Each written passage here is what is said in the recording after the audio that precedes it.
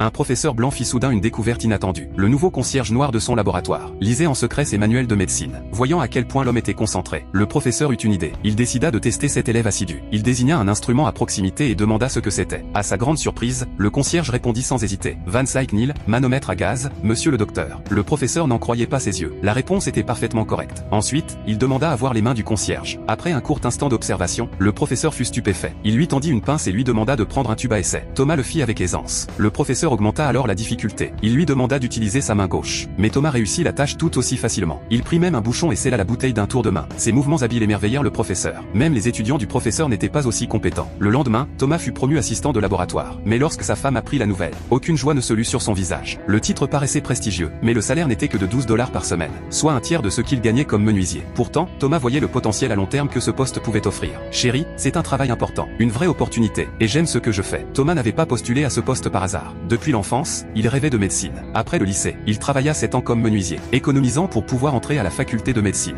Mais un jour, la banque où il gardait ses économies fit faillite. Tout son argent disparut, et son rêve sembla perdu. Heureusement, grâce à un ami, il trouva un emploi dans une école de médecine. Le salaire était modeste, mais il se rapprochait de son rêve. Il était prêt à nettoyer même les chenilles, si cela lui permettait de rester près de la médecine. Rapidement, son talent attira l'attention du professeur. Promu assistant de laboratoire, il eut enfin la chance d'apprendre véritablement. Avec détermination et talent naturel, Thomas progressa rapidement. Quelques mois plus tard, il eut sa première occasion d'opérer. Dans le cadre d'une expérience sur le choc traumatique, le professeur traça une ligne noire sur un sujet et ordonna à Thomas de la suivre. Thomas exécuta la procédure avec précision. Ensemble, leur travail d'équipe conduisit à une opération réussie. Mais quand le professeur demanda les comptes rendus, il ne trouva rien. Thomas, inexpérimenté, ignorait ce qu'était un enregistreur. Le professeur entra dans une colère noire, le réprimanda et le renvoya du laboratoire. Pourtant, après son départ, le professeur trouva son carnet. Chaque étape, chaque détail de l'opération y était soigneusement noté, bien plus précis que n'importe quel enregistreur. Ce n'est qu'alors que le professeur réalisa son erreur. Il courut après Thomas, s'excusa, et le supplia de revenir pour la première fois. Thomas fut profondément touché. Il lui pardonna, et dès ce jour, ils devinrent une équipe. Le professeur était acéré comme un scalpel. Thomas était stable et précis, comme une pince. 12 ans plus tard, ils firent une percée dans le domaine du choc traumatique. Leurs découvertes furent rapidement envoyées sur le front, sauvant d'innombrables soldats blessés. Un général revint remercier le professeur en personne. Il annonça que celui-ci deviendrait chef de chirurgie à Johns Hopkins. Mais lors de la célébration, le professeur s'attribua tout le mérite, sans mentionner Thomas. Pourtant, Thomas ne dit rien. Son seul objectif restait la poursuite de son rêve, la médecine. Peu après, ils déménagèrent à Johns Hopkins. Pour Thomas, c'était le temple de ses rêves. Dans les couloirs, des portraits de légendes médicales étaient accrochés. Le professeur affirma que son visage figurerait un jour sur ces murs. Thomas, en secret, espérait la même chose. Mais à leur arrivée, le gardien de sécurité demanda à Thomas de pointer à la porte de service. Habitué à ce genre de traitement injuste, il obéit sans mot dire. Même lorsque des collègues l'interrogèrent sur son manteau de laboratoire, il resta calme. La discrimination n'avait pas d'importance. C'était le seul endroit où il pouvait poursuivre son rêve. Bientôt, d'autres médecins commencèrent à admirer son éthique de travail. Un jour, le docteur Hélène aborda Thomas au sujet d'un problème médical.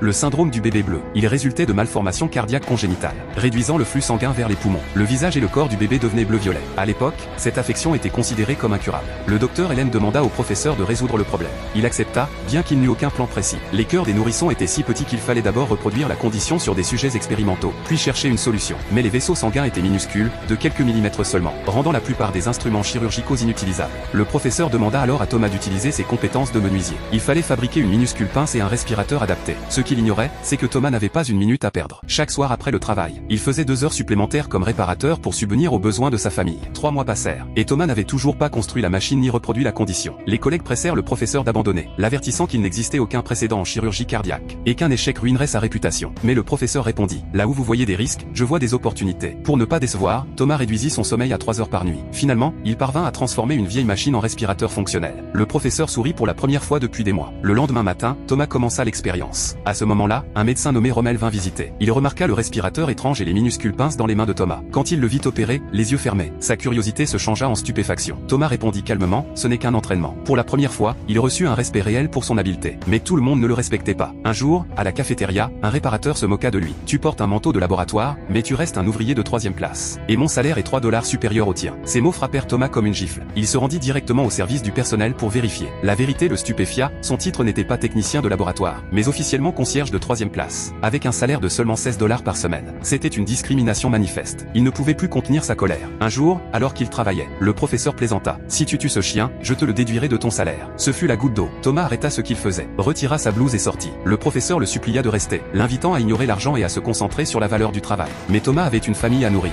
Le professeur ne pourrait jamais comprendre ce combat. Après le départ de Thomas, le niveau d'oxygène de l'expérience atteignit le point parfait. Cela signifiait qu'il avait réussi à recréer le syndrome du bébé bleu. Le professeur regretta de ne pas l'avoir arrêté. Cette nuit-là, il se rendit chez le doyen, et insista, Thomas vaut 10 étudiants, et sans lui, la recherche serait impossible. Ému par son plaidoyer, le doyen accepta de changer les règles. Le professeur alla ensuite pour la première fois depuis 13 ans chez Thomas. Il lui annonça qu'il avait obtenu une augmentation, $7 de plus par semaine. Les anciens salaires seraient également ajustés, et son titre serait élevé à technicien chirurgical. Thomas pardonna une nouvelle fois et retourna au laboratoire. Avec son aide, ils testèrent avec succès une méthode de traitement. Enfin, il y avait de l'espoir pour les bébés bleus. Bientôt, le professeur contacta les parents d'enfants malades. Ils se préparèrent à l'opération. Mais lorsqu'il demanda de l'aide, tous les meilleurs médecins baissèrent la tête. Le risque était trop grand. Même le doyen le supplia de reporter l'intervention. Mais le professeur refusa. L'enfant était trop malade. En tant que médecin, il ne pouvait rester les bras croisés. Le lendemain, la chirurgie historique commença. La salle était remplie d'élites médicales impatientes d'observer. Mais juste avant le début de l'opération, le professeur fut choqué, Thomas n'était pas dans la salle. Il envoya des gens le chercher. Et ce qu'ils découvrirent fut un secret. Un secret assez puissant pour changer à jamais leur vie à tous les deux.